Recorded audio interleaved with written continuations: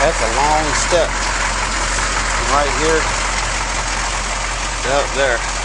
Fix that. That's up to my hip.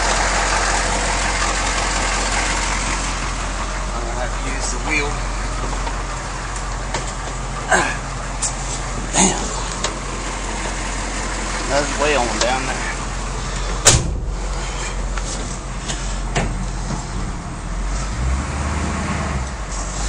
And for all you jokers with independent front suspension, don't kiss my ass. Look at that bitch.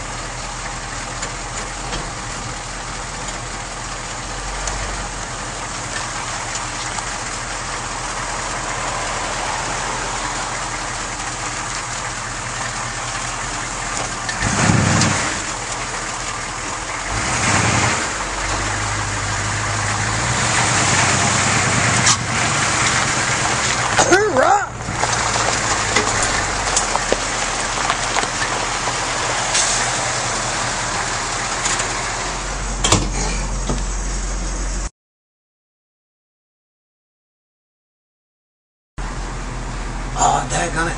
I don't know if you get to see it or not. There's an owl sitting there on that fence. And he had his head spun all the way around. Daggone it. What do you think, Tequila? Tequila. What do you think, girl?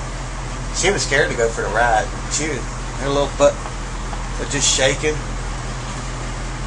And now she's done perked up pretty good there. I think she's getting the hang of it. Going for a ride in the war wagon?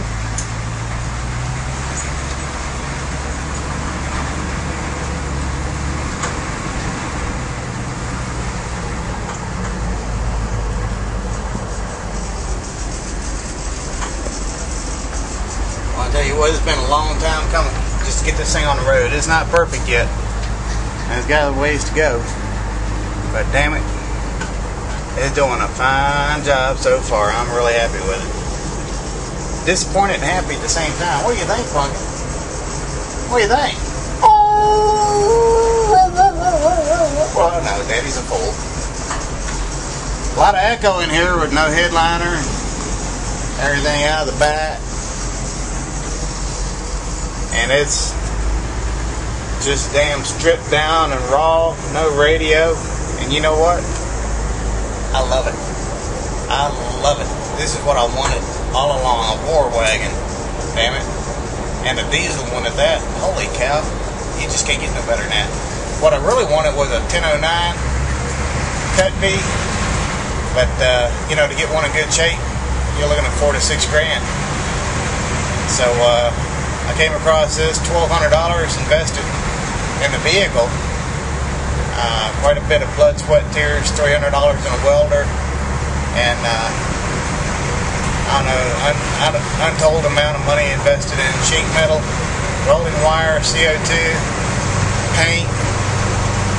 It still hadn't been that much. The most expensive thing has been the $300 on the welder. But man, I tell you what, this is so rewarding to just be able to drive it. I still got a touch of exhaust leak inside, and I'll have some money tomorrow. I'm going to call LMC and get a new weather strip for the rear tailgate. Then the next month I'm going to get a weather strip for the window on the top there at the rear tailgate. You know what I'm talking about. And tomorrow I'm going to get the exhaust turned out to the sides instead of on straight out of the back. That should help.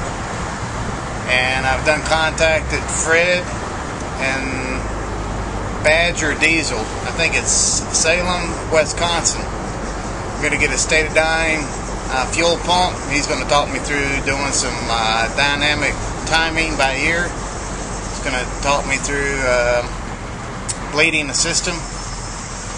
I am going to buy all my diesel gear from him because of that. So all you diesel shops who don't even want to do nothing for less than $100 an hour, don't kiss my ass too.